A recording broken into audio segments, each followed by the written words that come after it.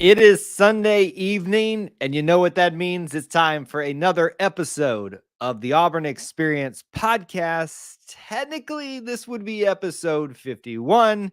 I'll tell you why that's a technically, why it's not really episode 51. We're going to get into all that, talk about everything within the Auburn Experience, sports, family, and culture, all that coming up right now.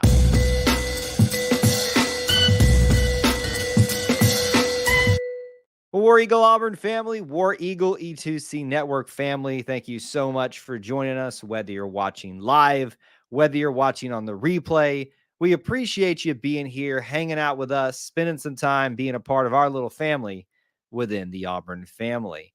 As you come into the stream, whether you're watching live, whether you're watching on the replay, we appreciate any way that you got here, but you can help us out as always, by making sure you smash that like button if you enjoyed this type of content, if you feel like we have earned that. And of course, we'd love for you to start the show by letting us know that you're here. And you can do that by posting where you're watching from, a check-in of sorts, your city, your state, international. If you're international with a War Eagle, let us know who's here hanging with us this evening. As you can tell, I've already messed up a few times talking here. I am tired. If you cannot tell from the bags under my eyes and all that kind of stuff. So we've got a little bit of an unconventional evening here, as most of you who are regulars can tell.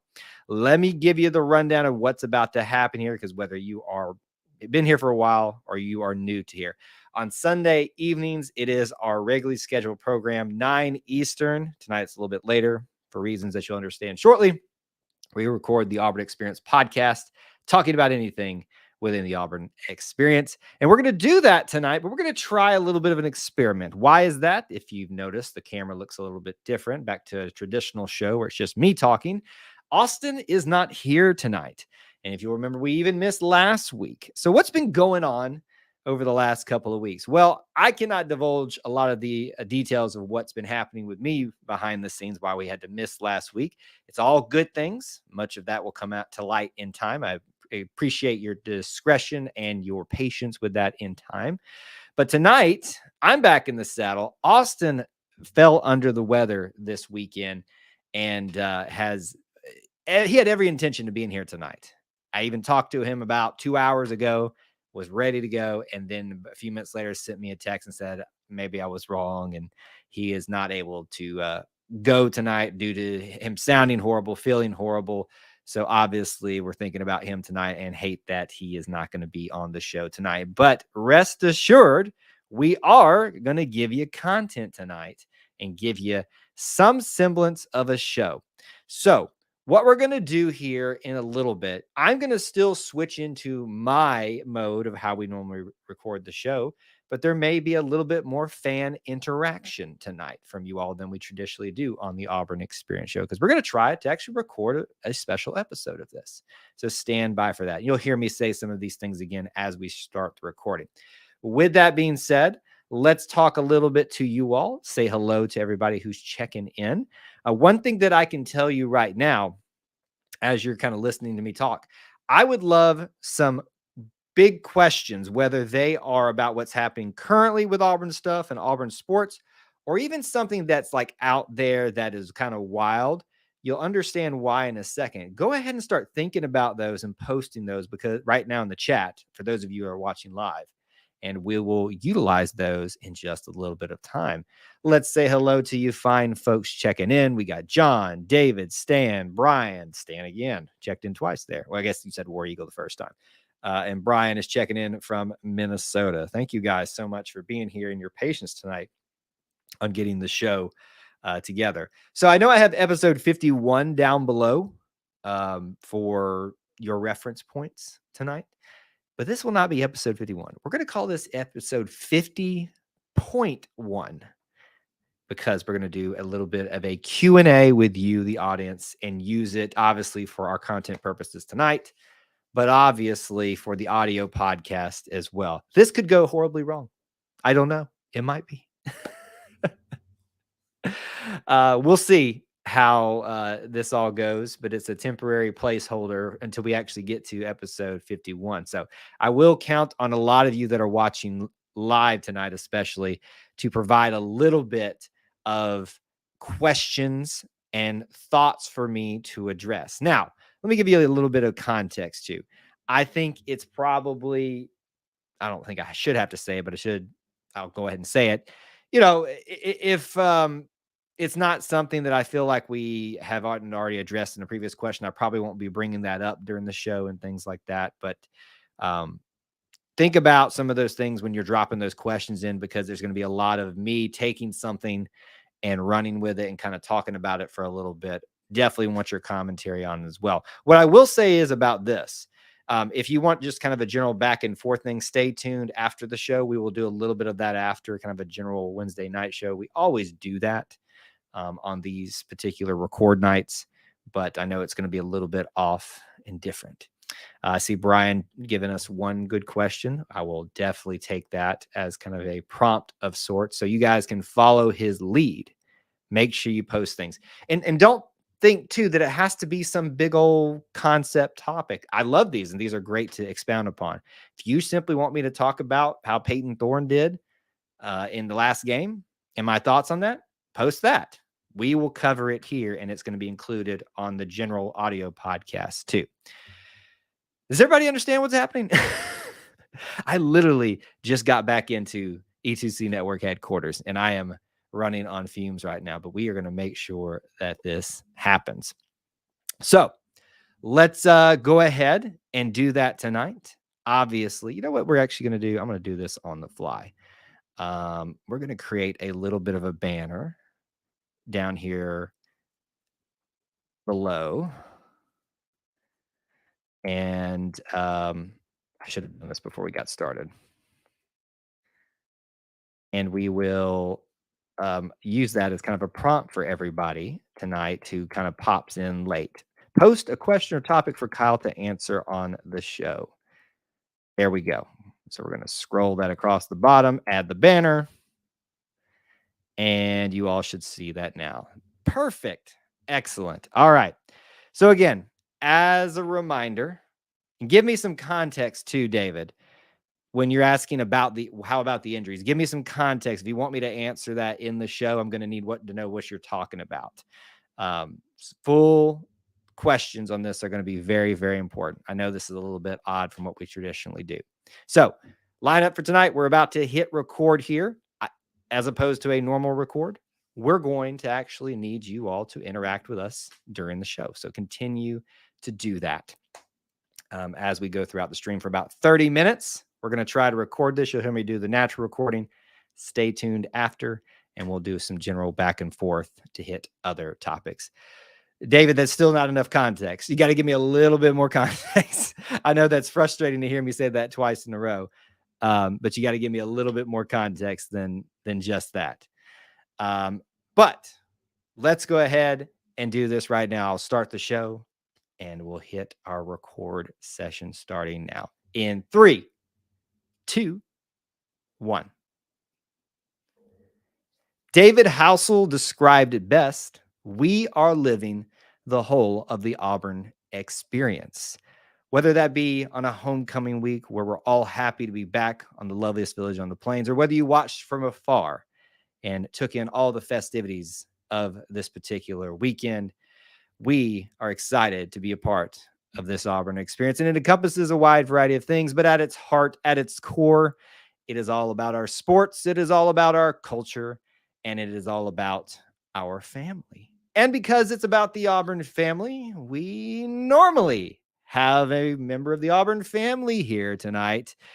Unfortunately, tonight is a very different night. Most of you who are tuning into this episode, whether you're watching here on YouTube, you found this on the audio podcast, whether you found this live or otherwise, you'll note that this is probably at this point titled episode 50.1 instead of episode 51. Reason being, the last 2 weeks, we have had a hard time making sure we are both able to record tonight, and we didn't want to miss 2 weeks in a row. So instead of moving forward in our normal schedule of episode 51, we're going to try something a little bit different, because these things are going to happen again, folks. We're going to have opportunities where we're not able to record on a normal Sunday night together, at least, but we still want to give you content. So this is going to morph into a bonus episode of sorts of the Auburn Experience podcast, episode 50.1, not 51. And we're going to use this as a Q&A. You, the audience, those of you watching live, can help shape the show right now. Those of you listening on the audio podcast after the fact, you can just join in on what's being asked here. But it's another good reason to join in on the fun when we do these live on YouTube, Facebook, and other formats out there. I see a couple of you already giving us some questions to hit tonight. It can be about anything.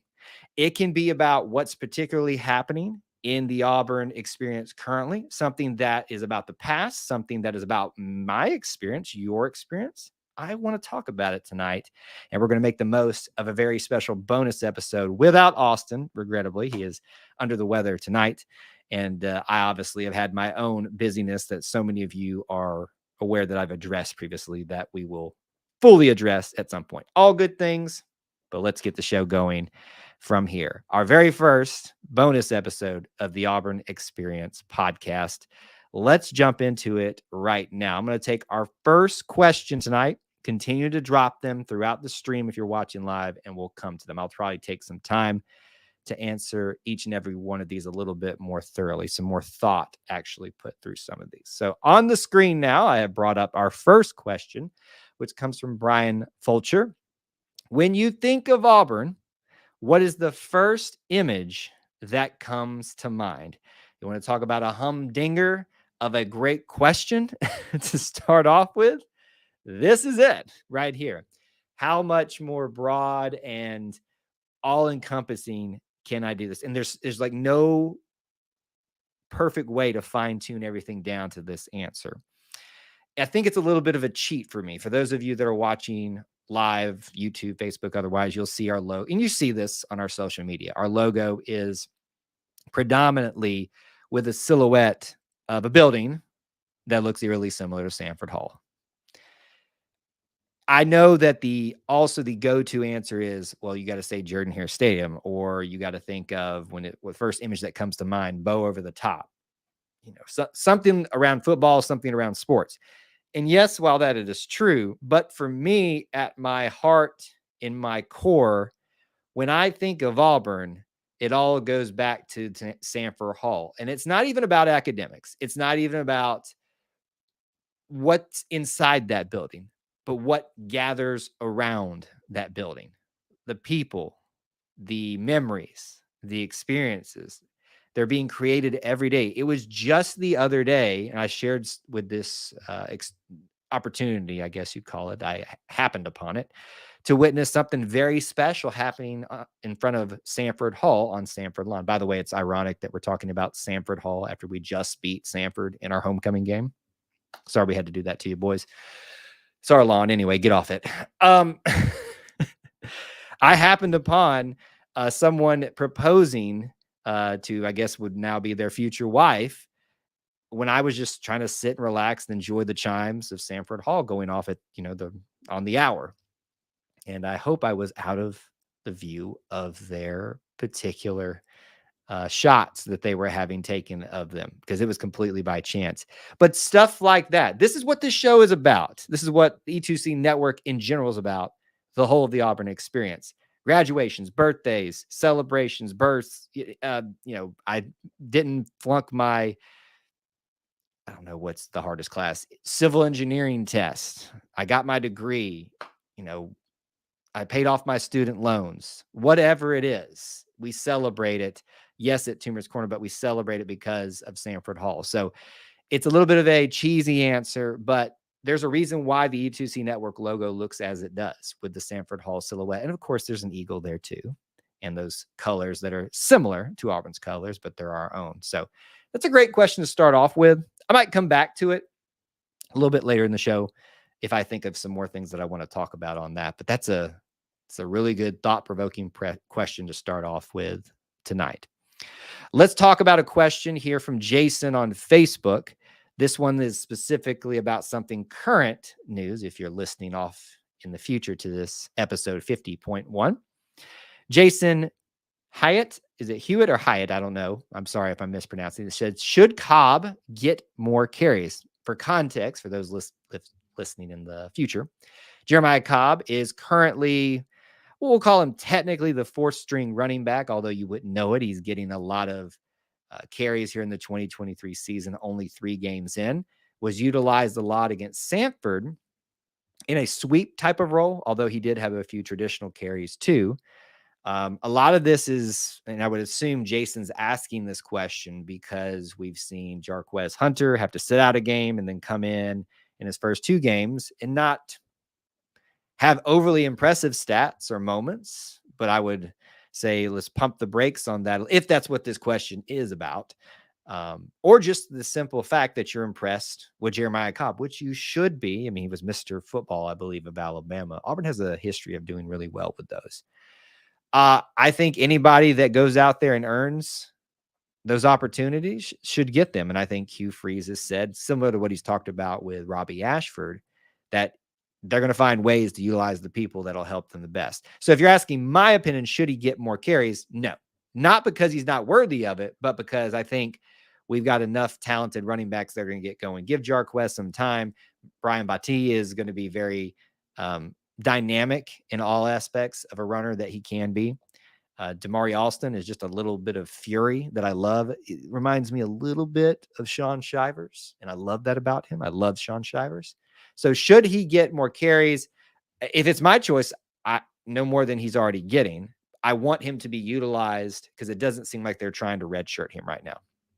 3 games in the season. I think he's played every one of them. So it looks like we're not going to worry about that red shirt, which is traditionally the case. Jonathan Mize with the next question on Facebook. What do you think the offense will look like against the Aggies? More running, passing, and why? So again, context here, we are just after the Samford game, and we're getting into SEC play. A lot of speculation about what Auburn's going to actually do to be successful against a much more challenging schedule at this point.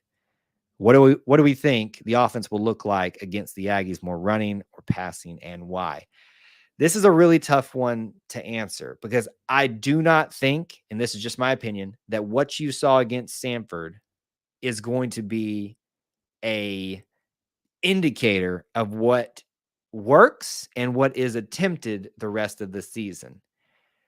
I do think, in my understanding of Hugh Freeze's offense, that he has been a little bit more pass happy than traditional Auburn fans are used to from their offenses. We are a very strong running background, running history. I mean, all you got to say is Bo Jackson and people know. But I think truly what we saw against Samford was an attempt to really work the kinks out, force situations, trying to make sure that Peyton Thorne, especially specifically, given how much he played, was given opportunities to figure it out with his offensive linemen, with his receivers, with his running backs, and any kind of relationships within that. So when I answer this question, what I think the offense will look like, it's kind of a cheat again, whatever it needs to be. My hope and my belief is that Hugh will see the value in getting a running game going. Here's the good thing. Samford seemed to sell out on the run to stop that and force Peyton Thorne to beat them. And he did. Wasn't perfect, wasn't always pretty, but he did. So I do think that what we showed against a Samford type opponent is that is not going to be as big an issue as some would think. I think we will run the ball much more than you saw against Samford. My hope and my belief is it'll be as close to 50-50 as possible. I think that's where Auburn needs to be right now to be successful. As close to 50% runs, as close to 50% passes in that scheme. And I think that that's going to help both sides of the ball. Will that change throughout the year? I think so. I think because it's just going to be the nature of the beast. Injuries come along, different defensive schemes that you're going to run up against. So to me, I think it's going to be about 50-50. That might be a bit of a cheat answer, but that's kind of why my mind goes there right now. But here's the reality. We'll probably find out how wrong I am soon enough. Let's keep moving right along here. David is asking, and let me make sure there's not a clarification on this a little bit further. We're going to keep moving through some of these. Did we come out of yesterday's games injury-wise? I honestly have not looked at that a whole lot today. I do know that we've been struggled? Kyle, use your words. That we've struggled with injuries a little bit at some key areas. Nehemiah Pritchett was hurt for some time, but he was back there playing again. Big one, linebacker-wise, was Austin Keys to start after the first game, and won't be available for quite some time. It doesn't feel like we've lost a major person yet in terms of, we can't lose this individual. But as the season goes along, we're going to lose somebody at some point. But we've got to have a little bit of depth built up over there. So I know that's not really an answer to your question, David, but unfortunately, I've been a little bit out of it today in terms of this Sunday afternoon, checking in on the injury report and things like that.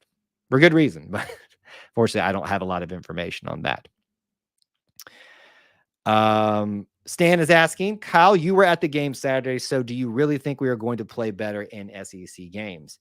I think so. I think a lot of context is missing sometimes when we react to what we see, either in stadium or on the TV, in the first couple of games. Now, if we're talking about the Brian Harsin era, what you saw is what you got. Well, sometimes, if you remember back, that team looked pretty solid in their first game under his tenure. So there is a lot of the times what you see out there is what you're going to get, and maybe what much worse in SEC play. What I see that encourages me about playing better, I guess that doesn't necessarily answer your question. You're asking, do we play better? I was going to answer it this way. I see an SEC teams overall that are struggling right now. Alabama, folks, lost to Texas. I mean, I want to talk about struggle wins. Struggle win against USF, not UCF, USF, the other Florida weird school.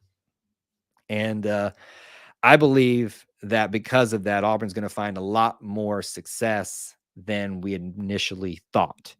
Now, when we talk about this question in terms of, will Auburn play better? Yeah, I mean, traditionally, a team that's being run well over time improves, gets better outside of extenuating circumstances. So think back to 2019. You lost Bo Nix. You're going to take a regression. I know that's a hot take for some people who still are on the Bo Nix hate train, but we got worse because Bo Nix was the best option we had, and he was a pretty decent option. I mean, look at what he's doing in Oregon. So all that being said, I do think that there's enough out there context-wise about Auburn, about the SEC, that we will play better and have more success than we initially anticipated at the beginning of the season. Again, this picture becomes more and more clear as we get further along in this season. Game 4, folks, coming up. It's going by fast. And I may not hit every question tonight because I may not have enough information about it, kind of like the injury question, but I'll do my best on some of these things. Let's see. Jay, what are the chances the coaches have not shown everything and are holding some of the surprises for the Aggies? Absolutely, they are. I mean, wouldn't you? If you're the coach and you're about to go into not only your toughest game of the season on the road, but also against an SEC opponent, wouldn't you keep it a little bit close to the vest? Think about this. Texas A&M, Texas A&M, Georgia, LSU, and Ole Miss back to back to back to back. You got to save something there, especially if you're going to go on the road in your first SEC game. I think it's guaranteed they have not shown everything. I do think that they've shown enough, though, to know that this team is not perfect, and that's okay. It's the first 3 games of the season going on 4. Much more time to get better. Let me answer this question. I know it's maybe a clarification. Why is it called Samford? Maybe that was a misspell. It's Samford Hall. Why is it called Samford Hall? And I'm going to embarrass myself on my own podcast. And Clint Richardson, somehow, if you're watching this one live or on the replay, he's probably screaming at me right now because as a history buff, he told me this 1,000 times. I do believe that there's a significant figure that Samford Hall is named after. And I think it's connected somewhat with Samford University. I probably just, had my Auburn card removed for saying that. Again, I'm a little bit on the tired side, trying to make sure we get through this very, very busy week for myself and for Auburn in general. So it's probably not recollecting up into my mind at this point, but it is Samford Hall, not Sanford. Sanford would be Sanford Stadium. Brian's asking the biggest and most generic question out there. Do you believe in Auburn and love it? I have believed in Auburn and loved it since the day I understood what that meant. There are pictures of me personally when I was younger, of having, an Auburn basketball in my hand as a little, not an infant, but when I could grasp things. My mother is regrettably an Alabama fan. I love her to death, but she is an Alabama fan. And there's evidence in my little baby books that she got me to say the other phrase, RT, before my dad got a hold of it and fixed that issue, thankfully. I loved Auburn to start with because of the sports, but I love Auburn now because it's Auburn. As Pat Dye said, Auburn fans don't just love Auburn football, they love Auburn. And that means so much to me. It really does. I see a couple of repeat questions about, do we have a chance against Texas A&M? I kind of answered that a little bit. So if you're wanting a little bit more information about that on the show, maybe ask a little bit more specific something. But I've kind of touched on those a little bit. Brian also with a good question here. Which will happen first? We make the playoffs in football or make the Elite Eight in basketball? So I guess you're asking this, make the Elite Eight again, because obviously, you know as well as anybody, the Elite Final Four was up there in Minnesota, and you're from Minnesota, Brian. Sorry, I'm kind of outing you on the show, but I think you share that pretty openly here. Which do I think will happen first? Auburn makes the playoffs in football or the Elite Eight again in basketball? It feels like, to me, you have to lean on the side of football making the playoffs. And I'm kind of thinking through this in my head as we talk about it too, so we might shift gears here. I think it's going to be that way because think about the context of what's about to happen with the college football playoff. This is the last year, I believe, of the 14 playoff, and we're about to move to 12. That's 12 opportunities effectively to make the playoffs. Now you would then say, well, Kyle, there's technically 68 spots, but 64 spots in March Madness. And then they whittled that down, obviously, down to the Elite Eight. You got to think it's a better opportunity there because you got to at least be one of the 64 teams to make the March Madness. I would say it's a more likelihood that we make the playoff than we do the Elite Eight. Not because I don't think that Bruce Pearl is going to yet again shock the world and put together a team of up-and-comers and I want to call them misfits. Does that sound bad? But people that not a lot of people would thought would fit together and surprise a lot of people. Janai Broom coming back is going to be a big thing. Here's what I hope is that somebody clips this and says, look what Kyle said. And then they point, hey, we made the Elite Eight this year. It could quickly flip on its head. It's a good question, but my gut is leaning towards the playoffs in that particular area. John, great question. Y'all got some good questions tonight. All about the game coming up, just general questions. John, I feel like I've answered this one before.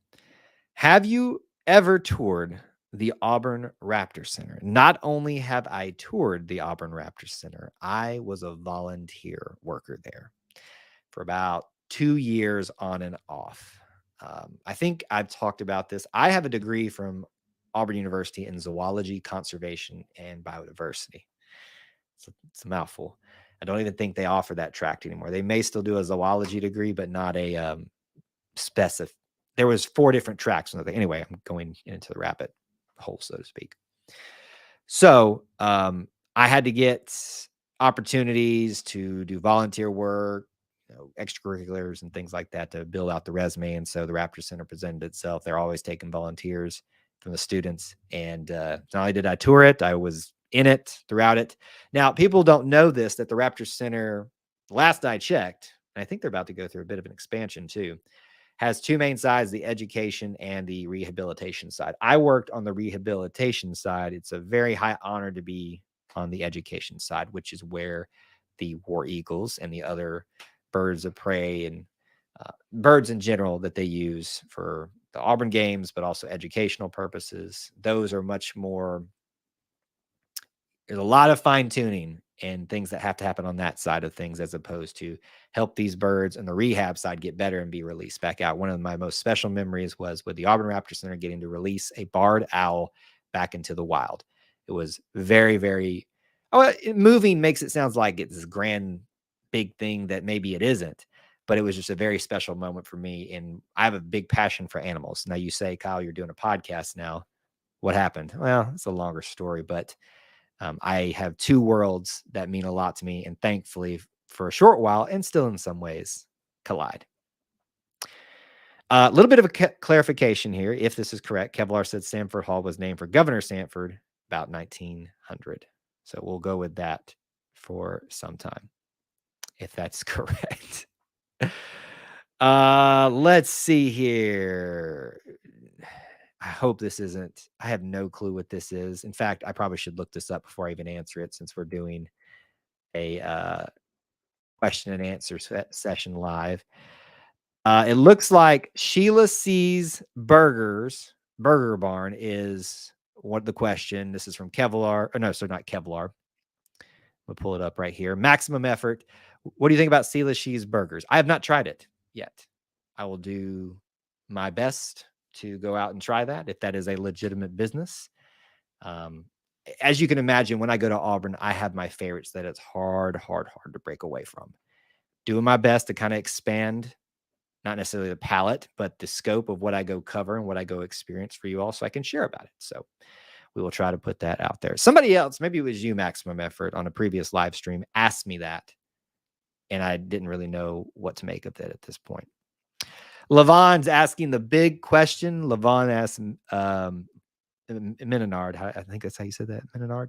What's your score prediction for this week? And unfortunately, Levon, I'm not going to be able to answer this today because we save that exclusively for the Thursday night live streams. Those of you listening on the podcast, the audio version, can join us there too. Thursdays at 8 Eastern time, where we walk through it together, and then I give you my official prediction. The line, I think, is set at, for Auburn, Texas A&M, I think it was like 7 to 8 points or something like that in Texas A&M's favor. Right now, that sounds about right to me, but I really want to take some time this week to look at it, talk about it, and go from there. Brian asks, what is your favorite Auburn game you have seen in person away from Jordan-Hare Stadium? So I guess this could be any game. Oh, wait, you said JHS, so football. I actually haven't been to a ton of away games. I've been to Auburn, Baton Rouge, Auburn versus LSU in Baton Rouge. So that was 2009. Not a good end there. Went to Mississippi State, the championship year with Cam. That was kind of a fun one. I went to Kentucky, another fun one, that the championship year. That one might, right now, as I'm talking through them with you all, that might be the best one. Cam did that flip out throw as he's flying out of bounds and scored. I think it was no, he didn't score a touchdown on that one, but to Darvin Adams, and it's an exciting ending, as most of those games were that season. I have been to several bowl games, all of which we have lost. The Birmingham Bowl against Houston, Sugar Bowl against Oklahoma, the Peach Bowl versus UCF. That hurts. But I did go to the kickoff game, 2 kickoff games against Auburn and Louisville. They won that one, and the game against Washington. So I'm going to kind of shift here. I did say that my favorite game away from JHS I've been to would have been that Kentucky game, but that Washington game was pretty exciting here in Atlanta. So I'll say that one for now.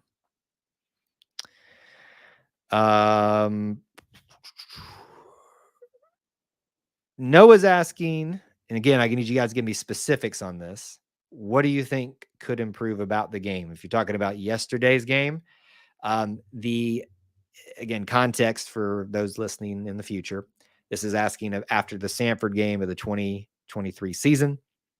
We won 45-13, I think is what it was. A lot of mental mistakes, penalties, 2 muffed punt returns, maybe taking a little bit of zip off the ball, Peyton Thorne, in very close situations. Those are the things that could have been improved in the game, if that's what you're asking of yesterday. All of those things are correctable, are coachable. No one's like above being corrected on those things. So for me, those are all that's an encouraging sign. A lot of the things that we saw yesterday can get better. All right, keep them going. Keep the questions going here. Can you please refrain from going to our bowl game this year? You seem to be a jinx. That's great. That's great. Keep the questions coming on this. I'll address this, but I want to hear some more from you guys, whether it's about this current Auburn stuff or stuff in the future. Can you please refrain from going to bowl games this year? You seem to be a jinx. I would have to agree with you on that one. However, if a very special bowl game comes up, I'm going to have to take the option to go do it. I'm sorry. I'm going to be a little bit selfish. Surely, at some point, we have to win. You know, I think the only one that was really confounding at the time was the Auburn loss to UCF in the Peach Bowl. That was a very cold day, by the way. So I'm not going to take responsibility for that one. I would take responsibility for that one as a jinx. The Auburn-Houston one, that was during the Harsin era, struggle bus city. The Oklahoma game, I don't think we all appreciated how good Baker Mayfield was at the time. He was kind of an X factor of college football at the time, and I didn't give him the respect that he deserved as a player. Don't know him as a person, don't really care to talk about that, but I definitely diminished that a little bit. Maximum Effort is asking, what do you think is the strength of this Auburn team? Speaking about the 2023 season. That is easy, sir. Right now, it's its defense. And I'm going to be honest with you. I am surprised how much I'm talking about the defense, and we all are, to start off this year. Not because I thought we were going to be terrible, but we just didn't know what to make of it. You know, we got Hugh Freeze coming in. He's an offensive-minded coach. Surely that was the thing that was going to wow us all to start off with. It's obviously not necessarily the case. If you want me to go a little bit more specific than that, I'm going to point you to 4 interceptions in the first 3 games, and 3 of them by way of how many? 2 of them by Jalen Simpson. Either way, I think it's more than that, actually. Defensive backs, we knew were going to be good. They are who we thought they were. And it is still the oddest thing in the world to me that since the time of Gus Malzahn, Auburn has come to become a defensive back U of sorts. Are we having the big superstars come out of this program? No, but they're getting drafted. They're finding spots on teams. They're winning Super Bowls. It's absolutely crazy to think about. Absolutely crazy to think about. A lot of you right now in the chat are agreeing with that the D-backs are a strength. The defense as a whole is really, really surprising. Here, I'll take a comment of sorts, not necessarily a question. David Franks on Facebook says, impressed with the wide receivers and gives them applause.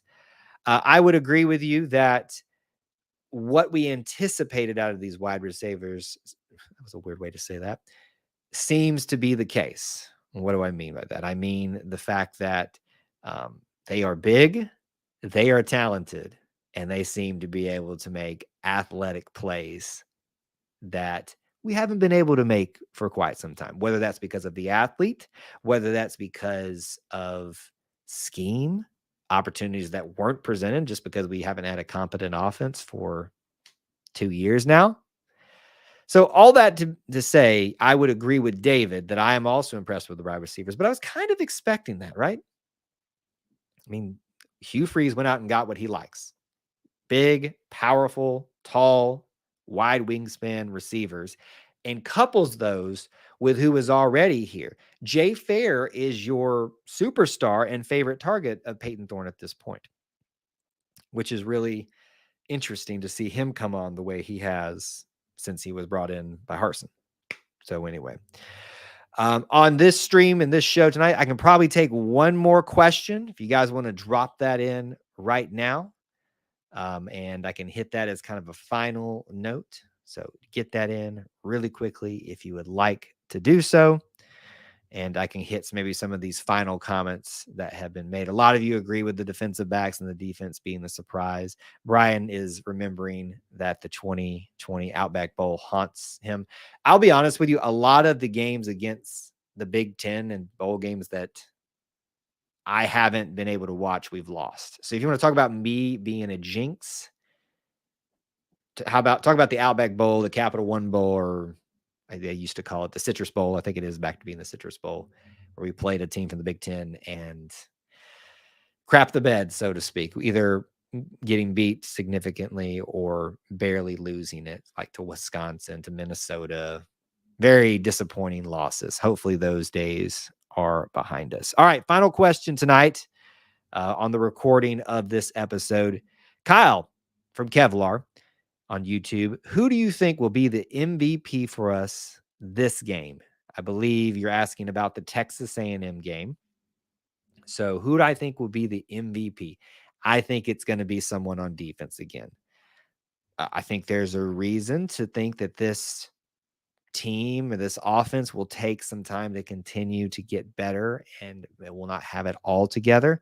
But if that defense can shut down a Texas A&M that continues to shock how underutilized their talent that they're getting is, then we're going to probably be talking about maybe even a defensive back, Jalen Simpson, maybe somebody else.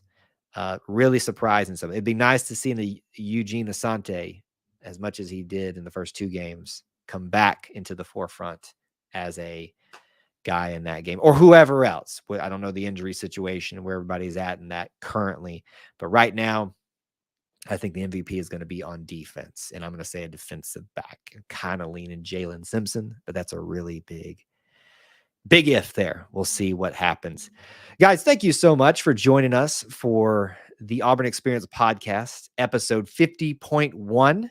Again, we apologize for the irregularity of us missing a show and having to do this show in between everything with my busyness, with Austin's illness this evening, but we wanted to make sure you got some content. We appreciate you all joining us live, being part of the show, but also those of you that are listening and tuning in to a little bit of just a Q&A session, and hope you enjoyed it. And we'll probably do something like this if we ever need a placeholder again for this show in the future. On our way out, if you want to check out me on social media, at Kyle Loomis 24 on the X, everywhere else I think too.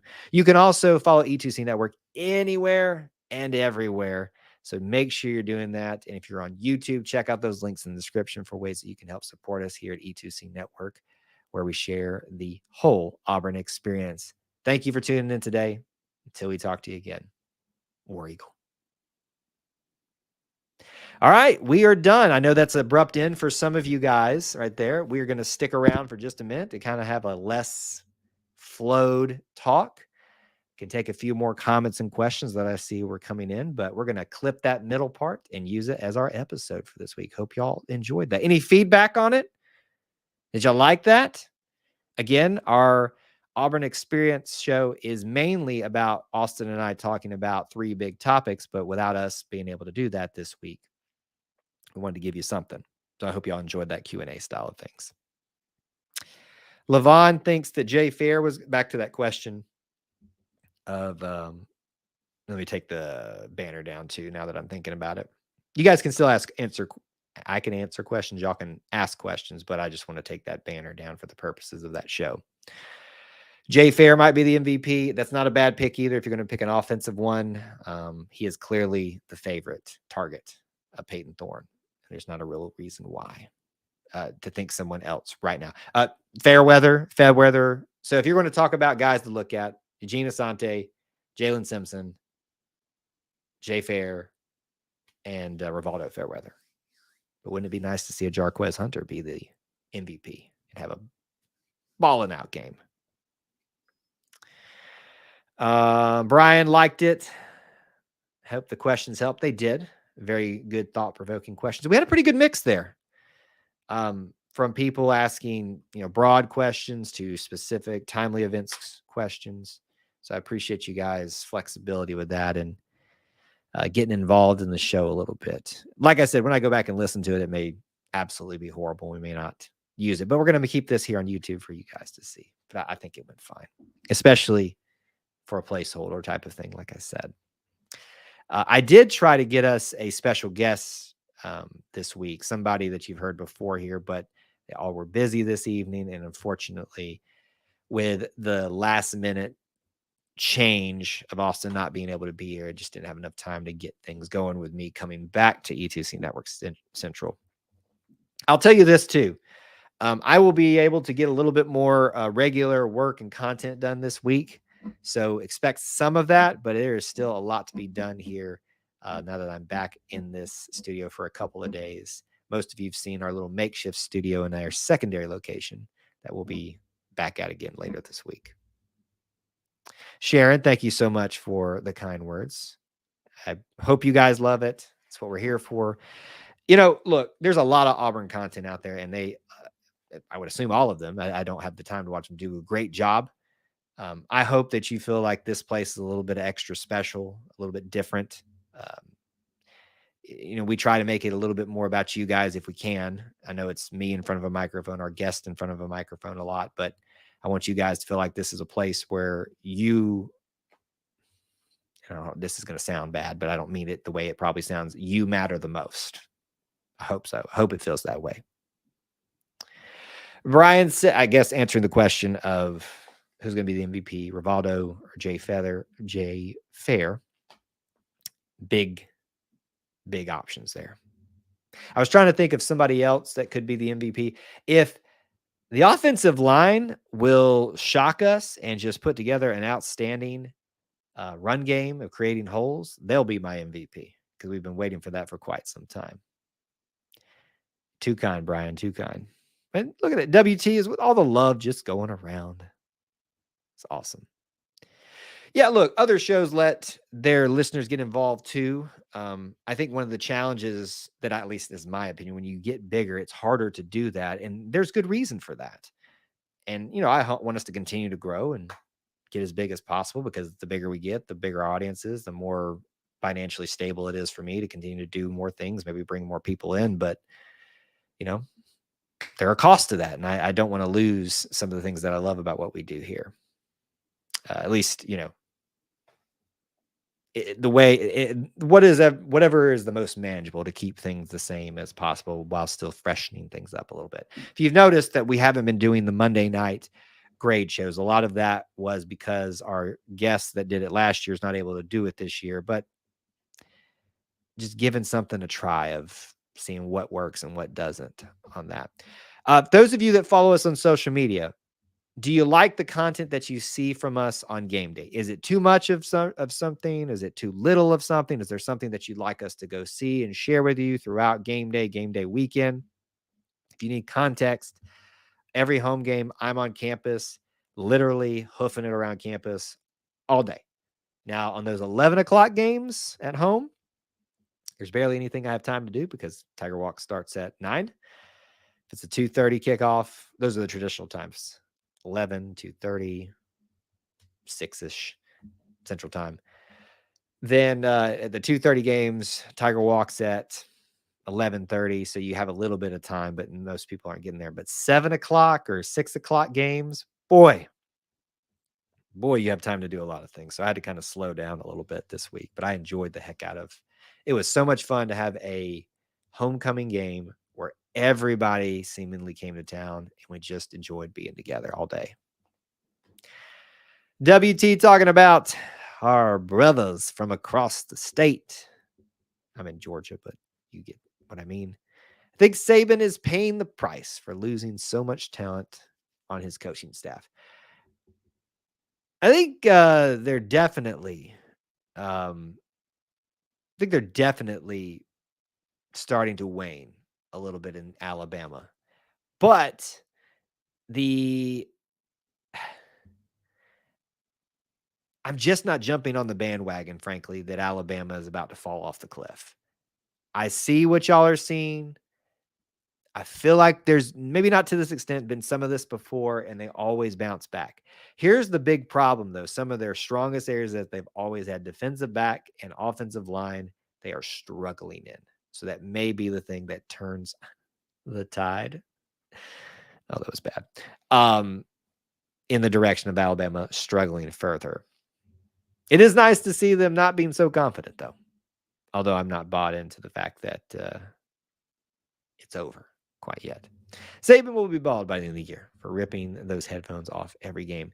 You know what? A lot of people have told me that it seems like he's more laid back, chill, um, for the most part this year. Let me like in his answers of things, kind of feels like maybe he's resigned to the fact of what's transpired in the program right now. I don't know. Call me just a pessimist. I don't believe it's over yet. And likes that we have the band coverage when we're on campus. That is part of the Auburn experience, and that is what we want to continue to give you. So, for those of you who don't know, I try to every once in a while go to their warm-up session at on campus. It's usually it's like I think it's normally at 8:00, so about like 9 or 9:30. And I usually make it over there 2 or 3 times a season. I might go for the Georgia game, try to mix it up a little bit because it can get a little repetitive doing the same things every single week, but we're going to provide it when we can. The band is awesome, the best band in the land. Don't you forget it. It was nice to see the alumni band this week. Really enjoy hearing them, seeing them being back on campus. Do Bama fans still think how do you say this guy's name? Is it Buchner or Buckner has a better transfer quarterback than Thorne? Through 3 games, Thorne's better. Granted, Milroe was the main quarterback for Alabama to start off with. So I think again, just maybe me being a bit of a pessimist when it comes to celebrating Alabama struggling. I'm not convinced we've seen the end of them yet. And I'm not convinced that we've seen whoever plays that quarterback for Alabama their fullest potential yet. So maybe I'm wrong. I hope I'm wrong. I hope we're all able to dance in the streets when Alabama's dynasty is over. But maybe is Butner. I feel like that was a misspelling or a purposely misspelling. It is interesting to see this year how undominant anybody is in the SEC. I mean, even Georgia looks like they have weaknesses. I'm not sold there yet either. But it's been an interesting year of college football, and I think it's going to make for a fun end to the year. I am not an SEC rah-rah guy. I'm just going to be honest with you. I think most of you know that know that about me who've been here for quite some time. I root against every SEC team unless it's Vanderbilt or unless it serves Auburn a direct purpose, meaning they need to move up in the polls, they need to move up in the rankings, they need somebody to beat somebody for eligibility for this honor or something like that, or to be crowned division champion, which doesn't matter after this year. I'm not an SEC person. I would much rather see every SEC team lose every game they can because they're my rivals. And that's just how I feel. Does that make me petty? Sure. But I accept it.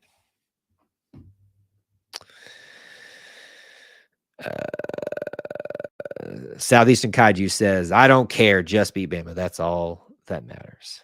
It's pretty true. Pretty true.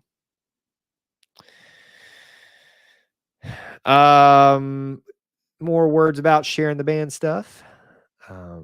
Yeah, we're going to continue to do that, give you guys coverage of that when we can. See, here's the challenge that we have here is most places out there, you're going to see them go full board into football and the best ones are able to give you a pretty good amount of coverage for basketball. And then after that, you might see them cover baseball because there's nothing else. And that's not a shot in any way. That is just simply, that's where the money is. That's how you manage that. This was all about money for me. That's what we'd be doing. You're going to see tons of football content here, but we're going to try our hardest to give you as much of everything Auburn that we can, whether it's sports or not. All right, we are sitting about 55 minutes. We usually stay for an hour, but we're going to wrap it up just a few minutes early here. So last minute comments, questions, derogatory rebuttals, get those in now. Don't miss an opportunity to have your voice heard tonight. As I said when we were in the recording part of the show, I would love for you to check out what we've got in the description of this YouTube part of the live stream. If you're on Facebook, we share ways you can help us there too. But best thing you can do is by coming to YouTube and hitting that description link for being part of the Conquer Club. Get access to our Discord there. $1 a month gets you in the door. You can do that also through Patreon. Same aspect there as well. You can donate. You can buy a t-shirt. You can just be part of our little family. You don't have to purchase anything. That helps as well. But if you want the ability to help keep the lights on here at E2C Network, those are ways that you can do that. Next scheduled live stream, Wednesday night. Going live again for the Auburn Family Night. It's much like what we're doing here, just chatting it up. We'll take calls and questions from you all. And what you want to talk about is what we'll discuss there. And we have a Thursday night show planned, maybe with a guest to talk about Texas A&M. All right. I think we might have hit everything here. We are beginning A&M week, as Brian just said, and we are excited to be heading into SEC play, whether that means struggles for us or success. It's going to be fun to watch. Trey asks real quick, last question, I guess. Here, I can take these last two. Do you think aggressive play calling comes to College Station? I hope so. I think it's going to have to win on the road in the SEC. You got to be a little bit aggressive. We were pretty aggressive this week. People didn't like that because it didn't have success. So it's like a coach can't win. All I heard all week was, let them throw. Oh, they let them throw. And all I heard was from several corners of the Auburn fan base, why are they letting them throw? Can't get win for losing sometimes. WT asks, last question here. Haven't seen Freeze and Pearl together. Do they get along? I've seen them together and they interact, share each other's things on social media a lot.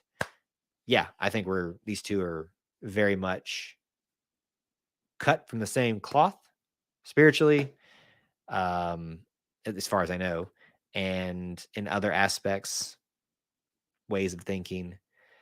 They just did a big student gathering for worship, a Christian service, and it was a big success, and a lot of lives were changed. And they did a thing together promoting that. Wood Butch Thompson got a good crew of coaches that are working together on and off the field. It's a good time to be an Auburn Tiger for a variety of reasons, and that is one of them that doesn't get talked about enough. All right, folks, thank you all for being here. Thank you for your patience. Thank you for your understanding of this new way tonight of doing this.